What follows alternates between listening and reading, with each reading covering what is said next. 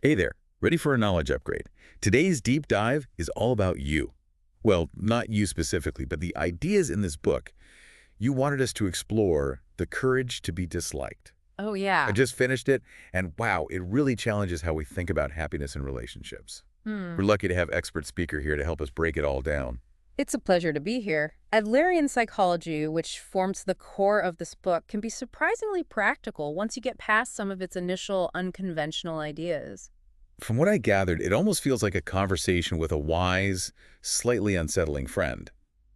Lots of aha moments, but also some pushback, right? Yeah. For example, the book dives straight into the idea that trauma doesn't really exist. Hmm. Expert speaker. Didn't that make you raise an eyebrow at first? It did. It's a bold claim.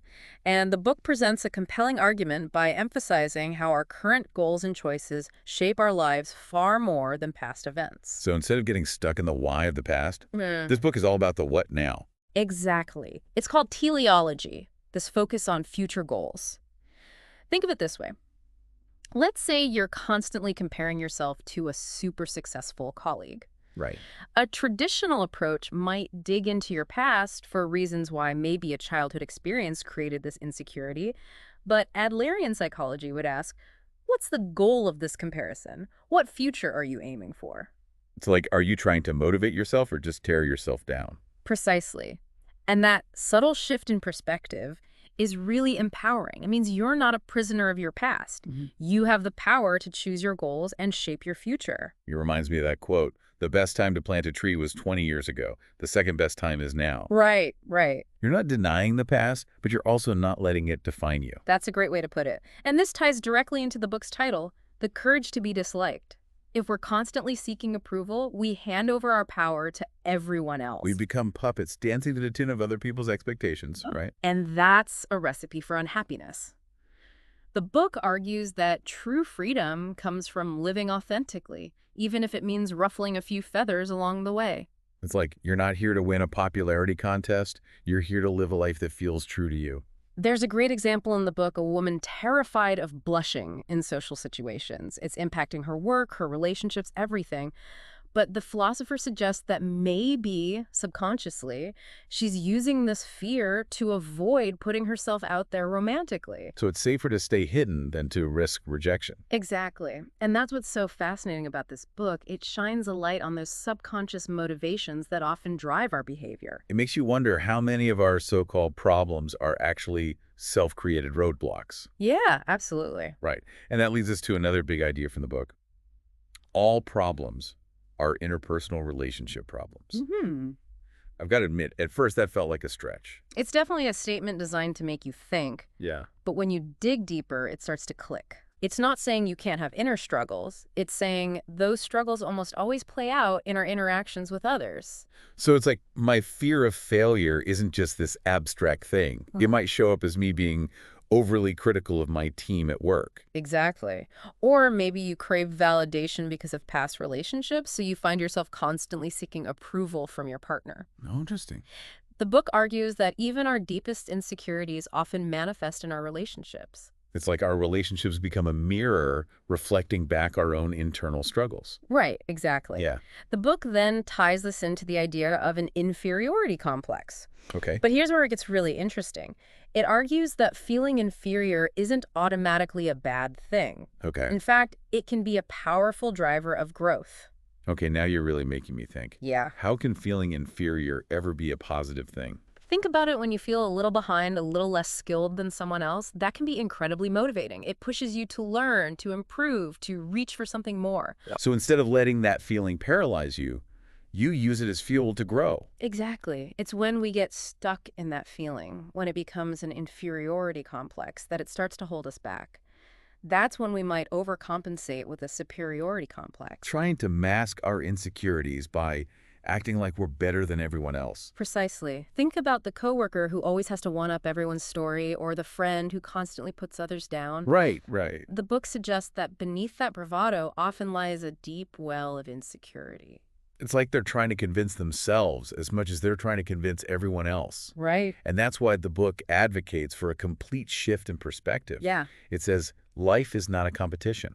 We're not here to outdo each other or prove ourselves to anyone. I love that. It's so freeing to let go of that constant need for comparison. And this leads to one of the most practical concepts in the book, the separation of tasks. Yes. It basically means you focus on what you can control, your own thoughts, actions, and feelings, and you let go of trying to control anyone else. Oh, wow. That sounds simple in theory, but probably a lot harder to put into practice, right? It definitely takes conscious effort. For example, let's say your boss gives you some harsh feedback on a project. Right. With this concept, you acknowledge that you can't control their opinion or reaction.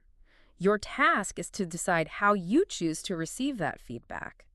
Do you learn from it or let it roll off your back? So it's about taking responsibility for your own emotional response, regardless of what other people say or do. Exactly. You're not trying to change them. You're focusing on what you can control, your own mindset and actions. Right. Which brings us to an even more challenging aspect of this discarding other people's tasks. This is where it starts to get really interesting because it feels counterintuitive, Right. especially for those of us who are natural helpers. Right. Our instinct is to jump in and try to fix things for the people we care about. Yes. But this concept is about respecting their autonomy, even if it means watching them struggle. It's like the old saying, give a man a fish, you feed him for a day. Right. Teach a man to fish, you feed him for a lifetime. I love that. It's about empowering others to find their own solutions and learn from their own experiences. So instead of sweeping in with advice, we should be offering support and encouragement while allowing our loved ones to navigate their own paths. Exactly. And this ties into the book's stance on praise and punishment. Okay. It argues that these traditional methods often create unhealthy power dynamics in relationships. So instead of praising outcomes, like a good grade or a promotion, we should focus on encouraging effort and improvement, regardless of the result. Yes. It's about recognizing the effort, the dedication, the willingness to learn and grow, even if the outcome isn't what we hoped for.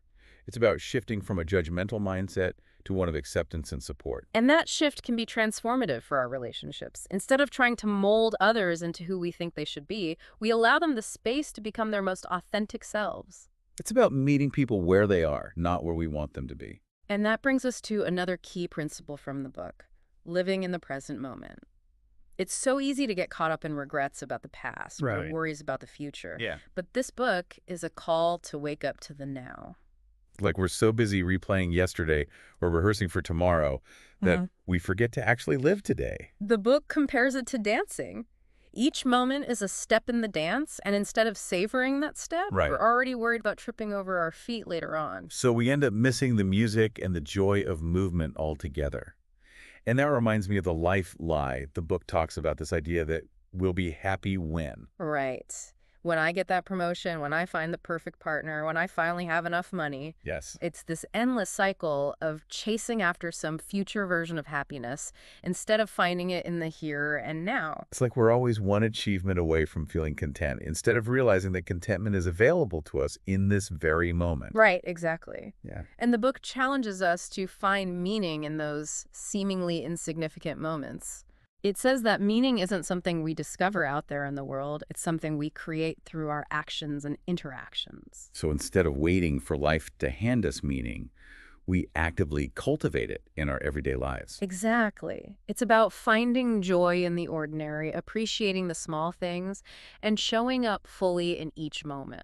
And that ties beautifully into the book's definition of happiness, the feeling of contribution. Right. Yeah. It's such a simple definition, yet it's incredibly profound. It's not about grand gestures or becoming a superhero. It's about using our unique talents and passions to make a positive impact, no matter how small. It's about recognizing that we all have something to offer and that our contributions, no matter how seemingly insignificant, can ripple out and create a more beautiful world. It goes back to that feeling of interconnectedness we were talking about earlier. Right. When we focus on contributing to something larger than ourselves, we tap into that sense of belonging, of being part of something meaningful and purposeful. We move from a place of what's in it for me to how can I be of service? And in that shift, we discover a profound sense of fulfillment and happiness that no amount of external validation could ever provide. Wow, this has been such an eye-opening conversation. If we had to distill the courage to be disliked down to its essence, it would be this. We have far more power than we realize to shape our own experience of happiness. It's a call to action, to Yeah, step out of the passenger seat and take the wheel, to embrace our freedom, to cultivate meaningful connections, and to live a life that is true to ourselves. it's definitely given me a lot to reflect on. Yeah. Expert speaker, what's the one idea from the book that has stuck with you the most? You know, the idea of giving meaning to seemingly meaningless life has really resonated with me. It's a reminder that we have the power to find purpose and significance in every moment, even when those moments feel ordinary or challenging. It's about approaching life with a sense of curiosity, wonder, and gratitude. That's something I'm going to be chewing on for a while. And for you listening, we'd love to hear your takeaways from this deep dive. What resonated with you? What challenged your thinking?